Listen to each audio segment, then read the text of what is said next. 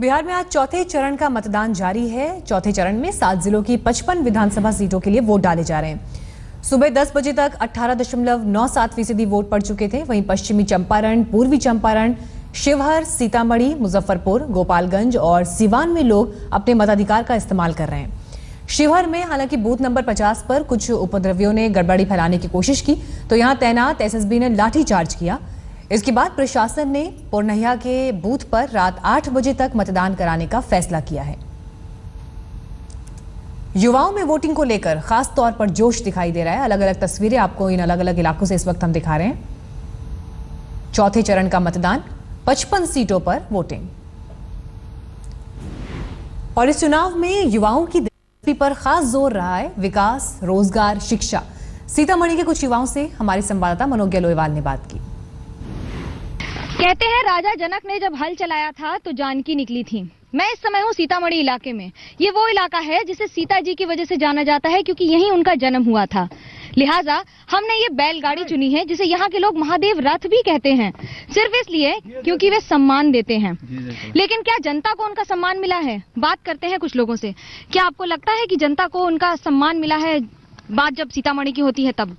देखिए, ऐसा है कि मेरे यहाँ सीतामढ़ी डिस्ट्रिक्ट में लक्ष्मणा नदी है और ये नदी जो है नाले में तब्दील हो गई है। और यहाँ पे आप देख भी रही हैं कि यहाँ की जो बंजर जमीन पड़ी हुई है मगर यहाँ पे कोई देखने वाला नहीं है।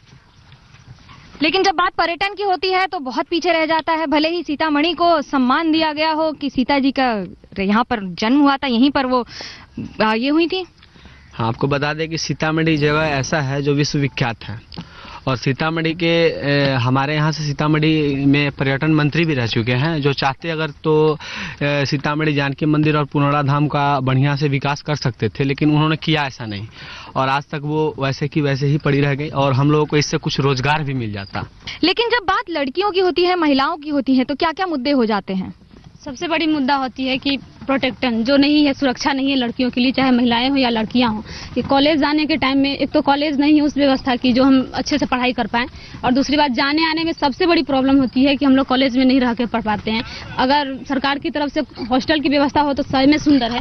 जैसे कि सरकार बोल रही है कि हम स्कूटी देंगे लड़कियों को, तो स्कूटी मिल जाने से ये थोड़ी ना होगी रास्ते में प्रोटेक्शन मिलेगा, हम सुरक्षित तो नहीं रह पाएंगे, रास्ते में जाने आने में भी प्रॉब्लम होगी। इससे मैं चाहती हूँ कि सबसे अच्छी व्यवस्था होगी लड़कियों के लिए हॉस्टल की व्यवस्था की जाए सीतामढ़ी में, और कॉलेज का अच्छे से अच्छे ढंग से निर्माण किया जाए जिसमें लड़की अपने आप को सुरक्षित समझे और पढ़ाई भी अच्छे ढंग से मिले। क्या मुद्दा होगा आपके लिए इस बार?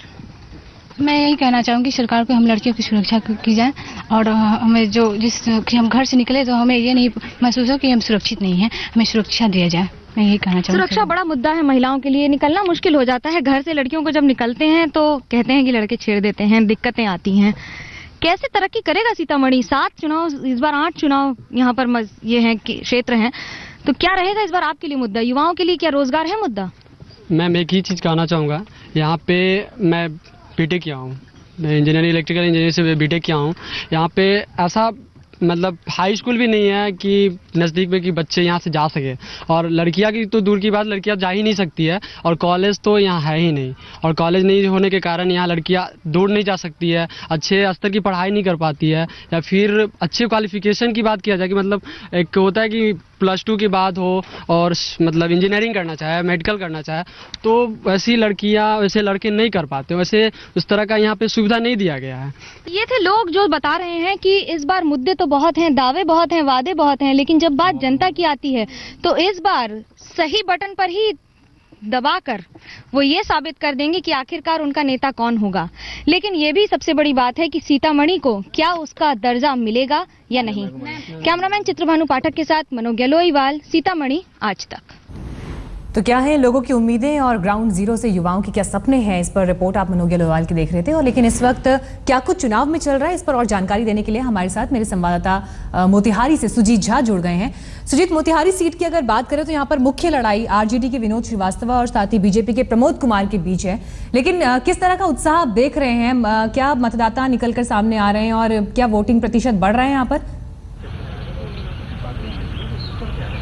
बिल्कुल, सुबह से जो नज़ारा देखने को यहाँ से मिल रहा था काफ़ी संख्या में, यानी कि 6:30 बजे से ही लोग यहाँ पर लाइन लगना शुरू हो गए थे। 3-4 घंटे तक अच्छी वोटिंग हुई है। लेकिन अभी आप देखिए काफ़ी कम लोग, इक्का दुक्का लोग ही हैं यहाँ पर। अभी केंद्रीय मंत्री राधा मोहन सिंह वोट डाल के यहाँ से गए हैं। हालांकि मतदान प्रतिशत की बात करें तो 20% मतदान अभी तक हुआ है। कुछ ज़्यादा भी होने की उम्मीद है। अच्छा माना जाएगा। मुझे लगता है कि पिछले चुनाव से इस बार मतदान का प्रतिशत निश्चित रूप से बढ़ेगा और कई हिस्सों से जो जानकारियां मिल रही है उसके अनुसार भी लोगों में उत्साह है। खासतौर पर ग्रामीण क्षेत्र में काफ़ी संख्या में लोग वोट डाल रहे हैं। शहरों में भी सुबह में काफ़ी लंबी लंबी लाइनें देखने को मिली थी, लेकिन अभी थोड़ा कम है। हो सकता है कि दोपहर बाद खाने के बाद फिर ये लाइन लगनी शुरू होगी। तो निश्चित रूप से जो यहाँ पर मुकाबला है विनोद श्रीवास्तव के बारे में ये कहें कि वो लालू प्रसाद यादव के पीए भी रह चुके हैं और ये पिछला लोकसभा चुनाव भी उन्होंने मोतिहारी से ही लड़ा था। और प्रमोद कुमार हैं, उनके खिलाफ बीजेपी के जो चौथे टर्म में अभी चुनाव लड़ रहे हैं। तो निश्चित रूप से मुकाबला काफ़ी रोचक है। हालांकि विनोद श्रीवास्तव रहने वाले हाजीपुर के हैं, लेकिन पिछले 2 चुनाव से यहाँ पर वो डेरा डाले हुए हैं। उनका कहना है कि मैं यहीं का हूँ और यहाँ उनकी काफ़ी रिश्तेदारियाँ हैं और जो जिस कम्युनिटी से वो आते हैं उसमें भी उनकी अच्छी पैठ है। तो काफ़ी आप ये कह सकते हैं कि कहीं से भी ये कोई कह नहीं सकता कि मैं निश्चित रूप से जीत रहा हूँ या कोई दूसरा हार रहा है। टक्कर यहाँ पर पूरे बिहार में ये स्थिति है और खास तौर पर इस वक्त मनोज्ञा लोहेवाल भी हमारे साथ जुड़ गई हैं, उनसे भी हम बात करेंगे। मनोज्ञा, आपकी रिपोर्ट हमने देखी, युवाओं की क्या उम्मीदें हैं उसमें साफ तौर पर जाहिर था, कुछ नाखुशी भी जाहिर की, लेकिन अभी कैसी रफ्तार यहाँ पर वोटिंग की चल रही है और किन उम्मीदों के साथ लोग आज निकल रहे हैं?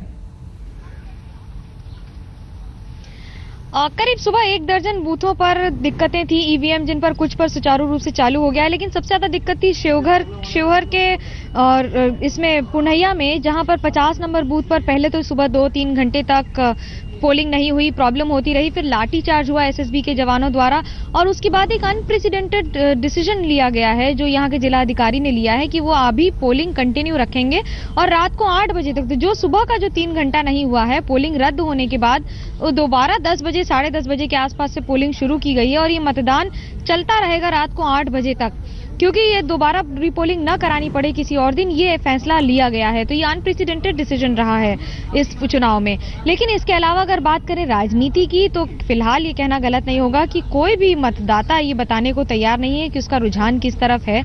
उसे पता है कि उसकी इस उंगली में बटन दबाकर कितनी ताकत है और वो ये भी जानता है कि इस समय जो नेताओं का हाल है वो भी बहुत ज्यादा अच्छा नहीं है, क्योंकि राजद के जो परिहार से अभी जेडीयू जो राजद के चीफ हैं डॉक्टर रामचंद्र पूर्वे, वो इस बार मैदान में है, तो उनके भविष्य का फैसला भी आज होना है। इसके अलावा अगर हम बात करें सुनील कुमार पिंटू जो यहाँ के पूर्व पर्यटन मंत्री रहे हैं, वो खुद इस बार चुनावी मैदान में है। सीतामढ़ी से, रीगा से खुद कांग्रेस के उम्मीदवार हैं, लेकिन इन सब उम्मीदवारों को मिलाकर उनकी उम्मीदें पूरी तरह से इस बार मतदाताओं पर टिकी हुई हैं और बहुत मुश्किल होगा ये कहना, क्योंकि भाजपा के लिए, एनडीए के लिए ये पूरा जो इलेक्शन का मोड है, 4th फेज, वो बहुत ज्यादा महत्वपूर्ण है। ऐसे में दोनों पार्टियों के लिए, राजद जेडीयू के लिए, चंपारण हो या वेस्ट चंपारण हो, इस दोनों पर ही एनडीए की निगाहें मजबूत। आप दोनों का फिलहाल बहुत बहुत शुक्रिया हमें जानकारी देने के लिए। एक ब्रेक के लिए हमें यहाँ रुकना है, फौरन लौटेंगे। आप देखते रहिए आज तक।